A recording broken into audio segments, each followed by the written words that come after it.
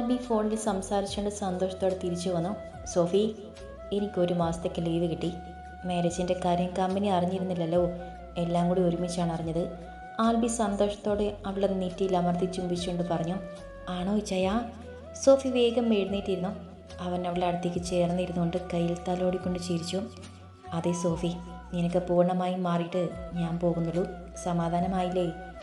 അവൾ അവൻ്റെ കവിളിൽ ഒരു ഉമ്മ കൊടുത്തു. കുറച്ച് വിഷമിച്ചാലും ഇച്ചേൻ്റെ അടുത്തെത്തിയാലോ?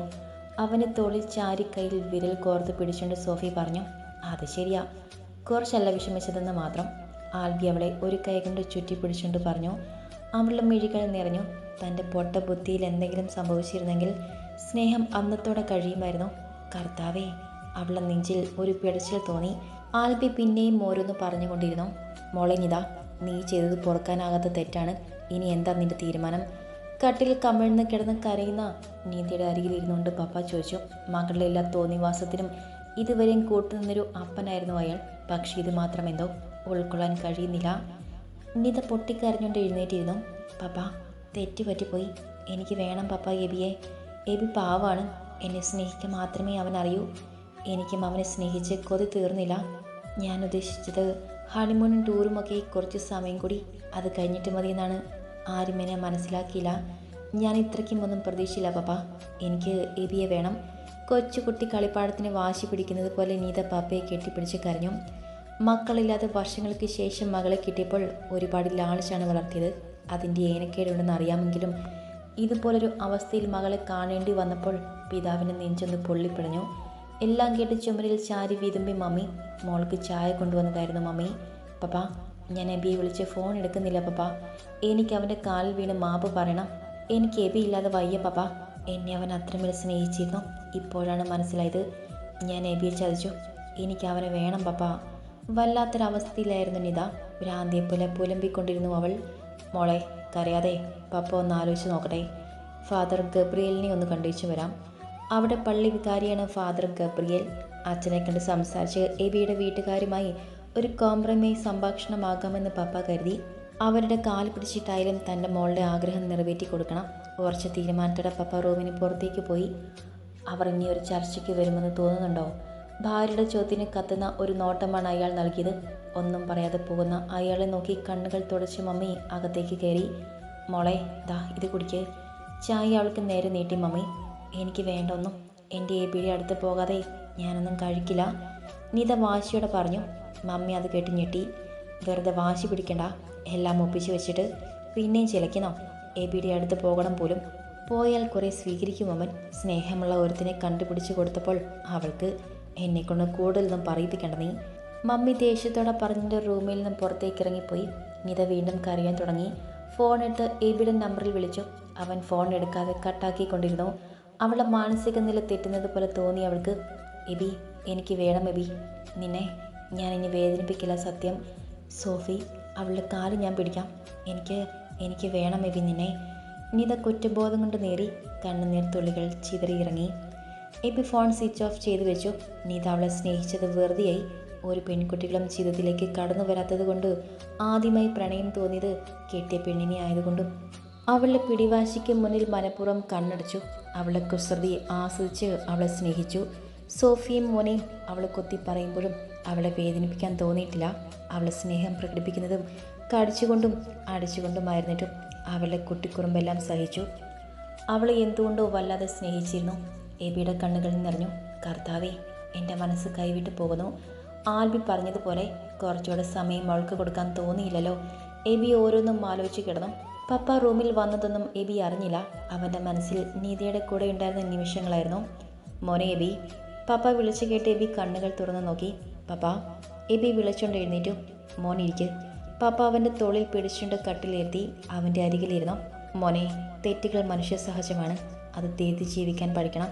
എന്നാലേ ജീവിതം മുന്നോട്ട് കൊണ്ടുപോകാൻ പറ്റൂ. നിത ചെയ്ത തെറ്റ് പപ്പ ന്യായീകരിക്കാൻ ശ്രമിക്കുന്നതല്ല. ഒരു തെറ്റ് പറ്റിപ്പോയി അവൾക്ക്. ക്ഷമിക്കാൻ നിനക്ക് കഴിയുമെങ്കിൽ ക്ഷമിക്കാം. തെറ്റുകൾ തിരുത്താനുള്ളവയാണ്. പപ്പയുടെ അഭിപ്രായം പറഞ്ഞതാണ്. മോൻ എന്ത് തീരുമാനമെടുത്താലും പപ്പ കൂടെ ഉണ്ടാകും. അതിനെ ആരെതിർത്താലും ജീവിതം നിൻ്റെയാണ്. നീ ജീവിച്ചു തുടങ്ങിയതേയുള്ളൂ. ആലോചിച്ചൊരു തീരുമാനമെടുക്ക്. ആൽബി തീരുമാനിച്ചതുപോലെ മമ്മിയുടെ കാര്യം എനിക്ക് വിട്ടേക്ക്. മനസ്സിലാക്കിക്കൊള്ളാം. അവൾക്ക് എടുത്തുചാട്ടം കൂടുതലാണ്. അല്ലെങ്കിൽ ഇപ്പോൾ ഈ അവസ്ഥയൊന്നും വരുമായിരുന്നില്ല. സോഫിക്കും മോനും പറയാനുള്ളത് പറഞ്ഞു. ഇനി മോൻ്റെ ഇഷ്ടം. പപ്പ പറഞ്ഞു കേട്ട് ഇരുന്ന് പോയി എബി. എന്ത് ചെയ്യണമെന്നറിയാതെ അവൻ്റെ തോളിൽ നിന്ന് തട്ടിക്കൊണ്ട് റൂമിൽ നിന്നും ഇറങ്ങിപ്പോയി പപ്പ. പള്ളിമേടയിൽ അച്ഛനെ കാത്തിരിക്കുകയായിരുന്നു തോമാച്ചൻ. അച്ഛൻ ഇറങ്ങി വന്നു. ഈശോ മിശിഹായ്ക്ക് സ്തുതിയായിരിക്കട്ടെ, തോമാച്ചൻ വിനയത്തോടെ പറഞ്ഞു. ഇപ്പോഴും എപ്പോഴും സ്തുതിയായിരിക്കട്ടെ, അച്ഛൻ തിരിച്ചു പറഞ്ഞുകൊണ്ടിരുന്നു. എന്നാ തോമാച്ച പതിവില്ലാതെ ഈ സമയത്ത്? അച്ഛൻ നെറ്റി ചൊളിച്ചുകൊണ്ട് ചോദിച്ചു. അച്ചോ, അത് പിന്നെ കൊച്ചിനൊരബദ്ധം പറ്റിപ്പോയി, തോമാച്ചൻ തല ചൊറിഞ്ഞുകൊണ്ട് പറഞ്ഞു. നിതുമോൾക്ക് എന്നാ പറ്റി? അവൾ ചെത്തിമറ്റത്തല്ലയോ? അച്ഛൻ സംശയത്തോടെ ചോദിച്ചു. ആനച്ചോ, പക്ഷേ തോമാച്ചൻ നടന്നത് മുഴുവനും പറഞ്ഞു. എല്ലാം കേട്ട് നരച്ച താടി തടവി അച്ഛൻ. കുഴഞ്ഞല്ലോ തോമാച്ച, ചെത്തിമറ്റക്കാർ ചില്ലറക്കാരല്ല, പ്രത്യേകിച്ച് മൂത്തയാൾ. അവറാച്ചൻ സണ്ണിക്കുട്ടിയുടെ അപ്പച്ചൻ. സ്കറിയാച്ചൻ പിന്നെയും കുഴപ്പമില്ല. അവറാച്ചന് വെട്ടുന്ന മുറി രണ്ടാണ്. വെറുതെയല്ല കൊച്ചിനെ പിടിച്ച പിടിയല്ലേ കൊണ്ടുപോയത്. സണ്ണിച്ചിൻ്റെ പെണ്ണിനെ രണ്ടാമത് കെട്ടിച്ചു തന്നെ അവറാച്ചൻ്റെ ഒറ്റ നിർബന്ധമാണ്. ഇട്ടുമൂടാനുണ്ടെങ്കിലും നയ പൈസ അനാവശ്യമായി ചെലവാക്കില്ല അവറാച്ചൻ. പള്ളിക്കാരത്തിന് പോലും എന്നോട് സ്വതവേ മൂഷിച്ചിലാണ്. ഇനി എന്നാ വഴി? ഗബ്രിയേലച്ചൻ ആലോചനയോടെ പറഞ്ഞു. എന്തെങ്കിലും ചെയ്യണാച്ചോ, എൻ്റെ കൊച്ചിൻ്റെ കരച്ചിൽ സഹിക്കാൻ പറ്റുന്നില്ല എനിക്ക്, തോമാച്ചൻ വിഷമത്തോടെ പറഞ്ഞു. തോമാച്ചൻ വിഷമിക്കാതെ, ഞാൻ അവളെ പള്ളി വികാരിയുമായി ഒന്ന് സംസാരിക്കട്ടെ. സ്റ്റീഫൻ കാര്യമത്തിൽ ഞാൻ സംസാരിച്ച് വിളിക്കാം. തോമാച്ചൻ ചെല്ല്, ഫാദർ ഗബ്രിയേൽ പറഞ്ഞു. തോമാച്ചൻ യാത്ര പറഞ്ഞിറങ്ങി.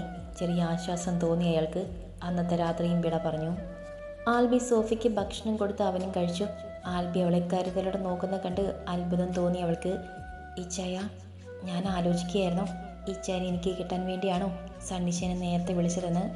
സോഫി പെട്ടെന്നത് പറഞ്ഞപ്പോൾ ഒന്ന് ഞെട്ടിപ്പോയി ആൽബി. ജീജോയാണ് സണ്ണിയുടെ മരണത്തിന് കാരണമെന്ന് ആൽബിക്ക് മാത്രം അറിയാവുന്ന ഒരു സത്യമാണല്ലോ. അതെന്നാ സോഫി നീ അങ്ങനെ പറയുന്നത്? അവളെ കൂർപ്പിച്ചു നോക്കി. അല്ല, അതുകൊണ്ടാണല്ലോ ഇച്ചായനെ എനിക്ക് കിട്ടിയത്, സോഫി ചിരിയോടെ പറഞ്ഞു. അത് നീ പറയണ്ട, നിന്നെ ഞാൻ വാശി പിടിച്ച് സ്വന്തമാക്കിയതെന്ന് പറ. ആൽബി പറഞ്ഞിട്ട് ബാത്റൂമിലേക്ക് കയറി. തിരിച്ചു വരുമ്പോൾ സോഫി കിടന്നിരുന്നു. നീ കിടന്നോ?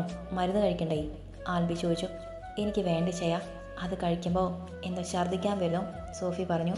ആഹാ, അത് കൊള്ളാലോ. അങ്ങനെയെങ്കിൽ എന്തിനാ മോള് ഈ പണിക്ക് ചെയ്യുന്നത്? ചുമ്മാ കളിക്കാതെ മരുന്ന് കഴിക്കുവേണേ. മരുന്നെടുത്ത് ആൽബി അവൾക്ക് നേരെ നീട്ടി. പതിയെ തല പൊക്കി പിടിച്ച് ഹെഡ് ബോർഡിൽ ഉയർത്തിയിരുത്തി. താങ്ങി പിടിക്കേണ്ട അസുഖമൊന്നുമില്ല ഈച്ചയ, എന്നെ കൂടുതൽ രോഗിയാക്കാൻ നോക്കണ്ട. സോഫി കളിയായി ചിരിച്ചു. നിനക്ക് വേദനയൊന്നുമില്ലേ വേണേ? ആൽബി അവളെ അടുത്തിരുന്നോണ്ട് ചോദിച്ചു.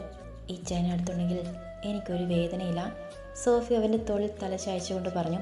അത് കൊള്ളാം സോഫി, നിനക്ക് വേദനിച്ചോ? ആൽബി ആർദ്രതയോടെ ചോദിച്ചു. എന്ത്? സോഫി മിഴികൾ ഉയർത്തി മാത്രം നോക്കി ചോദിച്ചു. ആൽബി കുഞ്ഞ് അവളെ നെറ്റിയിൽ ചുംബിച്ചുകൊണ്ട് പറഞ്ഞു. ഞാൻ തല്ലിയപ്പോൾ കുറച്ച് വേദനിച്ചു ഈച്ചയ, പിന്നെ ഞാനിങ്ങനെ ചെയ്തതുകൊണ്ടല്ലേ ഈച്ചയന് എന്നെ എന്തുമാത്രം ഇഷ്ടമാണെന്ന് എനിക്കറിയാലോ. ഈ വേദന ഞാൻ സഹിച്ചു. സോഫി വലത് കൈ കൊണ്ട് അവനെ ചുറ്റി പിടിച്ചുകൊണ്ട് പറഞ്ഞു. അവൻ അവളുടെ അടികൊണ്ട കവളിൽ തലോടി. അവൻ്റെ അതിരം അവളിൽ പതിഞ്ഞപ്പോൾ അവൾ നാണം കൊണ്ട് ചുവന്നു. ഈ പെണ്ണ് മനുഷ്യനെ. മതി മതി, കിടന്നുറങ്ങാൻ നോക്കിയേക്ക്. ആൽബി വേഗം എഴുന്നേറ്റ് അവളെ കിടത്തി പുതപ്പ് വലിച്ചിട്ട് കൊടുത്തു. എൻ്റെ പൊന്നുമോൾ കിടന്നുറങ്ങിക്കോട്ടോ, ഞാൻ ദാ ഇവിടെ കിടക്കുന്നുണ്ട്. കോബേറ്റ് ചൂണ്ടിക്കാണിച്ചുകൊണ്ട് ആൽബി പറഞ്ഞു. സോഫി കുറുമ്പോടെ അവനെ നോക്കി. ആൽബി ലൈറ്റ് ഓഫാക്കി കിടന്നു. രണ്ടുപേരും പരസ്പരം നോക്കിക്കൊണ്ട് കിടന്നു. അവളും ചേർത്ത് പിടിച്ച് കിടക്കാനൊക്കെ ആഗ്രഹം തോന്നിയെങ്കിലും നിയന്ത്രിച്ചുകൊണ്ട് ആൽബി കിടന്നു. മരുന്നിൻ്റെ മയക്കം കൊണ്ടോ എന്തോ സോഫി പെട്ടെന്ന് മയക്കത്തിലേക്ക് വീണു. പിറ്റേന്ന് നേരത്തെ വാതിൽ മുട്ടുകേറ്റാണ് ആൽബി കണ്ണു തുറന്നത്. സിസ്റ്ററായിരുന്നു. BP ചെക്ക് ചെയ്യലും ഫീവർ നോക്കലും എല്ലാം കഴിഞ്ഞ് അവർ പോയി. സോഫി എഴുന്നേറ്റ് ബാത്റൂമിലേക്ക് നടന്നു. ഞാൻ വരണോ? കിടന്നുകൊണ്ട് ചോദിച്ചു ആൽബി. വേണ്ട, ഈച്ചാൻ കിടന്നു, സോഫി പറഞ്ഞു.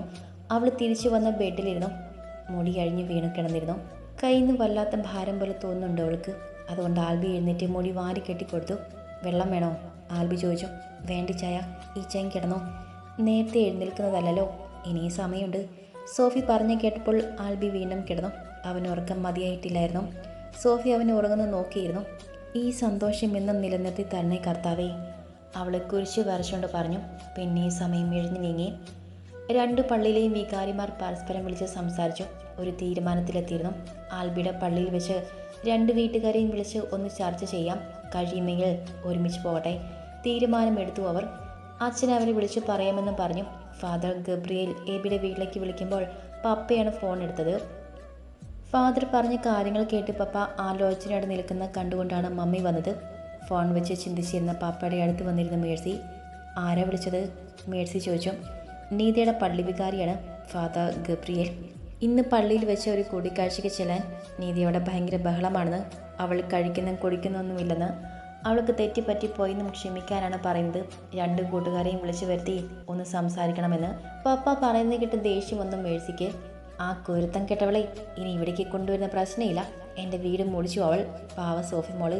അവൾക്ക് എന്തെങ്കിലും സംഭവിച്ചിരുന്നെങ്കിൽ ആലോചിക്കാൻ കൂടി വയ്യ എനിക്ക്, മേഴ്സി പറഞ്ഞു. മേഴ്സി, നീ പറഞ്ഞത് ശരിയാണ്. സോഫയ്ക്ക് എന്തെങ്കിലും പറ്റിയാൽ പിന്നെ ജീവനോടെ ഇരുന്നിട്ട് കാര്യമില്ല. എന്നായാലും കർത്താവ് അങ്ങനെയൊന്നും വരുത്തിയില്ലല്ലോ. പിന്നെ അവൾക്കൊരു തെറ്റ് പറ്റിപ്പോയി, അത് ക്ഷമിക്കാൻ കഴിയണം. ഒരവസരം കൂടി അവൾക്ക് കൊടുത്തു നോക്കാം എന്നാണ് എൻ്റെ അഭിപ്രായം. അവൾ ഇന്നലെ മുതൽ ഒന്നും കഴിച്ചിട്ടില്ലത്രേ. അവൾക്ക് മനസ്സ് മുട്ടി എന്തെങ്കിലും ചെയ്തു പോയാൽ തോമാച്ചിൻ്റെ സങ്കടം നമ്മൾ കാണണ്ടേ? ഒന്നല്ലേയുള്ളൂ എന്നതിൻ്റെ ലാളനയാണ് അവളെ ഇത്രത്തോളം വഷളാക്കിയത്. തെറ്റിത്തിരുത്തി അവൾ വരികയാണെങ്കിൽ അവളെ സ്വീകരിക്കണമെന്നാണ് എൻ്റെ അഭിപ്രായം. എതിര് പറയരുത് മേഴ്സി. അവൾ ജീവിച്ചു തുടങ്ങുന്നതേയുള്ളൂ. നമ്മുടെ മോനും അവനും അവളെ ജീവനാണ്. നാളെ അവനെ ക്ഷമിക്കാൻ പറ്റിയാൽ നമ്മളായി എതിരെ നിൽക്കരുത്. പള്ളിയിലേക്ക് പോകുന്നതിൽ എനിക്ക് എതിർപ്പൊന്നുമില്ല. നമ്മൾ പോയി സംസാരിച്ചിട്ട് അവൾ എന്താ പറയുന്നതെന്ന് നോക്കാം. നന്നായി ജീവിക്കാമെങ്കിൽ ഒരവസരം കൂടി കൊടുക്കാം. മോനോട് ചോദിച്ച് എന്ത് വേണമെന്ന് തീരുമാനിക്കുക. ആൽബിയുടെയും സോഫിയുടെയും അഭിപ്രായം കൂടി അറിയണം. പപ്പയും മമ്മിയും സംസാരിക്കുന്നതെല്ലാം കേട്ട് എബി നിൽക്കുന്നുണ്ടായിരുന്നു. അവൻ താഴേക്കിറങ്ങി വരുന്ന കണ്ട് പപ്പ സംസാരം നിർത്തി. മോനെ, അവൾ നിന്നെ വിടാനുള്ള ഭാവമില്ല. ഗബ്രിയേൽ അച്ഛൻ വിളിച്ചിരുന്നോ? രണ്ട് വീട്ടുകാരെയും ഒന്നിച്ചിരുത്തി സംസാരിക്കാൻ. അവൾക്ക് തെറ്റിത്തിരുത്താൻ ഒരവസരം കൊടുക്കണമെന്നാണ് പപ്പയും പറയുന്നത്.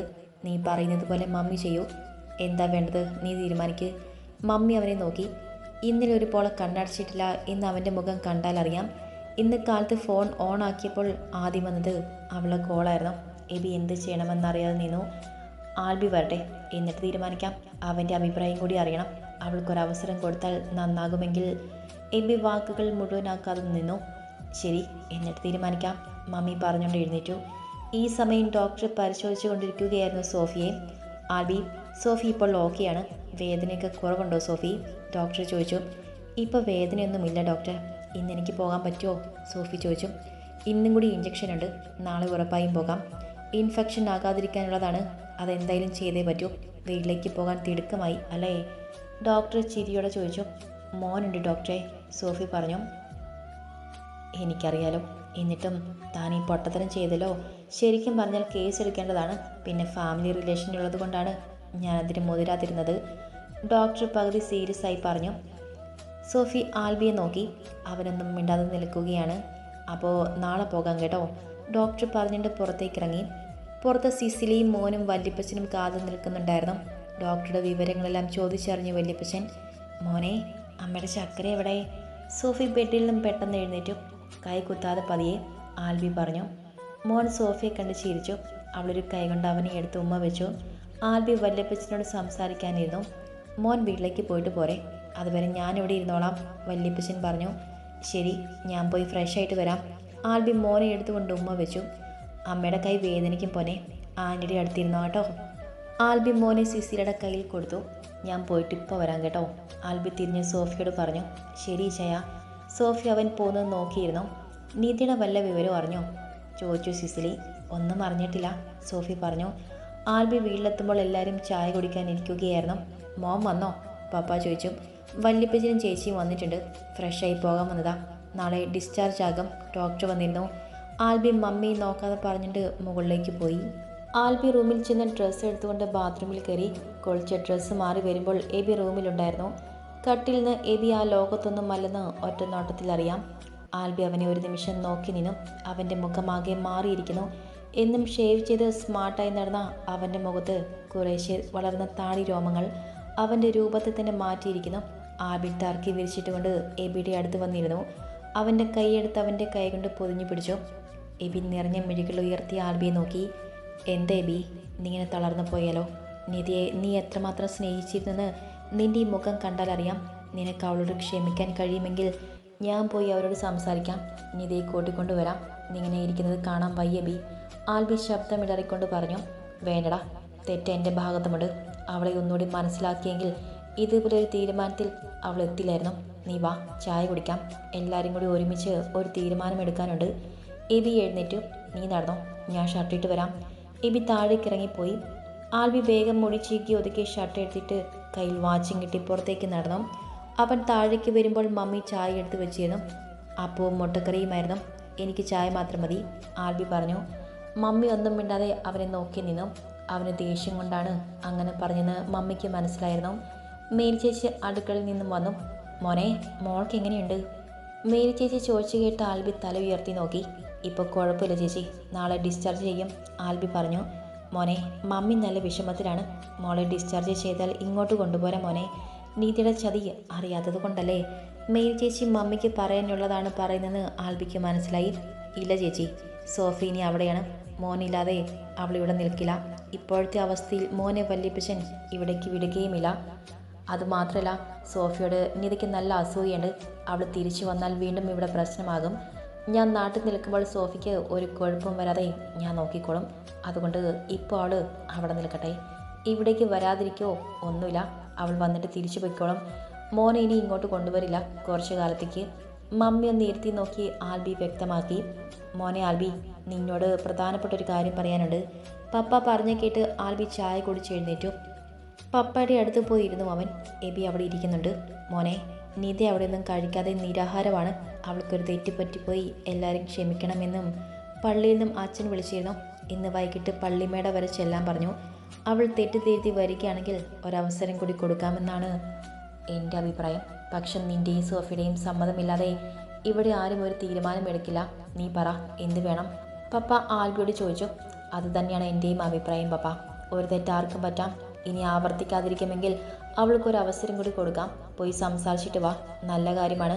ഒരു ബന്ധം പിരിക്കാൻ എളുപ്പം കഴിയും, കൂട്ടി യോജിപ്പിക്കാനാണ് പ്രയാസം, ആൽബി സന്തോഷത്തോടെ പറഞ്ഞു. നീ വരില്ലേ ആൽബി? എബി ചോദിച്ചു. നിങ്ങൾ എന്ത് തീരുമാനിച്ചാലും ഞാൻ അതിൻ്റെ ഒപ്പം കൂടും, ആൽബി അവൻ്റെ തോളിൽ തട്ടിക്കൊണ്ട് പറഞ്ഞു. അല്ല മോനെ, സോഫി മോളുടെ അഭിപ്രായം കൂടി അറിയണം, പപ്പ പറഞ്ഞു. അതിൻ്റെ ആവശ്യമില്ല. അവൾ റൂമിൽ വന്നപ്പോൾ മുതൽ പറയുന്നതാണ് നിധിയെ തിരിച്ചു കൊണ്ടുവരാൻ. എബി നല്ല വിഷമത്തിലാണ് എന്നൊക്കെ. ഞാൻ എന്ത് തീരുമാനിച്ചാലും അവൾ എൻ്റെ ഒപ്പം നിൽക്കും, അതോർത്താരും ഭയപ്പെടണ്ട, ആൽബി പറഞ്ഞു. എന്നാലും ഞങ്ങൾ വൈകിട്ട് പോയിട്ട് നിന്നെ വിളിച്ചറിയിക്കാം. സോഫി മോളോട് നീ പറയണം കേട്ടോ, പപ്പ പറഞ്ഞു. ശരി പപ്പ, ഞാൻ ഇറങ്ങുന്നു. എബി പോയിട്ട് വിളിക്ക്. ആൽബി വണ്ടിയുടെ കീ എടുത്ത് പുറത്തേക്ക് നടന്നു. അവൻ പോന്ന് നോക്കി മേഴ്സി നെടുവീർപ്പെട്ടു.